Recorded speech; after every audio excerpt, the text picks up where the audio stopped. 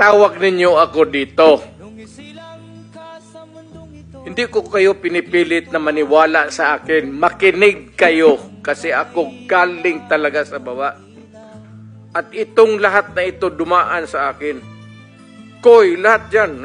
Gamboa. Bato. Makinig kayo kasi makinabang ang bayan natin. Hindi ang yabang ko dito, ang bayan ang makinabang natin. Hindi ako nagyayabang, galit talaga ako sa droga. Kasi sinisira nila ang bayan ko. Ang mahirap dyan, ang mga anak.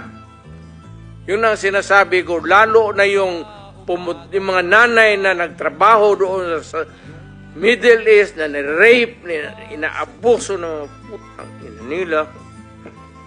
Tapos magpadala ng pera dito para sa pag-aral ng mga bata. Pag-uwi nila after, yung sa City Hall, umiyak dyan sa harap ko, nagligid-ligid, ano bang tigid-ligid sa Tagalog?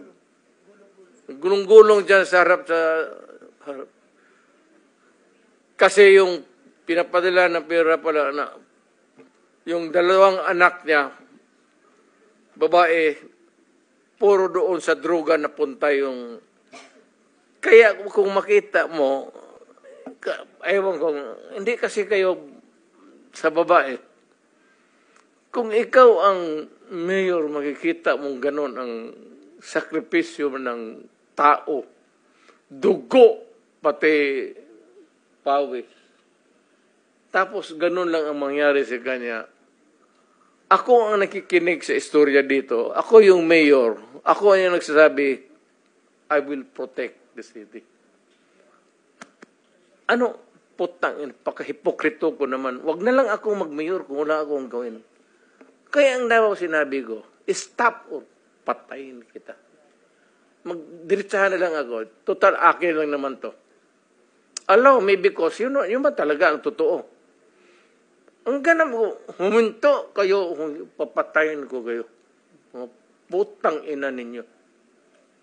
Yan ang totoo. Bitawan na natin. Total, Congress or wherever. We know the sanctity of the institution of Congress. But there is always a time to let go of your... At alam yan, puro alam ng pulis yan. Yan lahat na nakaupo dyan, yan, dumaan ng Davao yan, alam nila ang sentimento. Thank you, Mr. President. Sabi niyo na po.